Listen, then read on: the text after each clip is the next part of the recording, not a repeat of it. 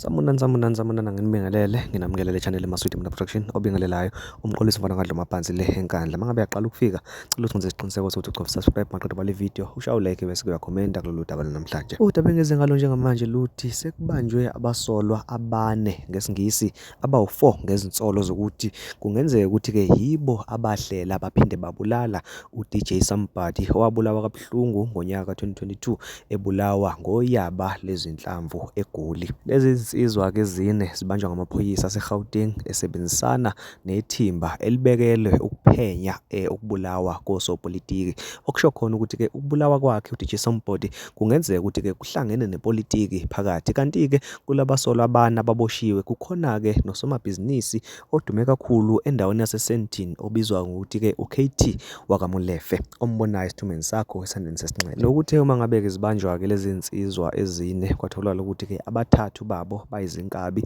bese ukuthi ke lo wesine kusolwa sengathi ke uyena owathumela lezi zinsizwa ukuthi ke azihambe ziyodubula uDJ Somebody. Nokuthe uma ngabe ke seyibanjwa izibhamu esitholakala kubona kwase kubonakala ukuthi cha lezi ibhamu eniziphethe emadoda sengathi zihlangene ke nokunye nje ukubulala okuningi okubeka eceleni singakakufaki nje okubulawa kukaDJ Somebody. Kanti ke futhi amaphoyisa abeke seveza ukuthi ke amacala ababhekene nawo lokubulala kanye ke nelokuzama ukubulala. Nanoma ke ukubulawa kwakhe uDJ Somebody kungakacaci ukuthi kwakungaba yini izathu esenza ukuthi bambulale, amaphoyisa asola sengathi kungenzeka ukuthi ke kuhlangene namabhizinisi noma ke imisebenzi eyenziwa uyena ke uDJ Somebody engabonakali emehlweni abantu. Ngaphezu-ke kwalokho amaphoyisa abeke sebatheswa ke necala lokuzama ukubulala kukaTebogo Thobejane obekade ke eyintombi kaVusumuzi Cat Matlala. Uma ngabe sikhuluma ke ngoVusumuzi Cat Matlala uzokhumbula ukuthi ke enye ke yezinsizwa leyo evalelwe njengamanje esolwa ngokuba ke umholi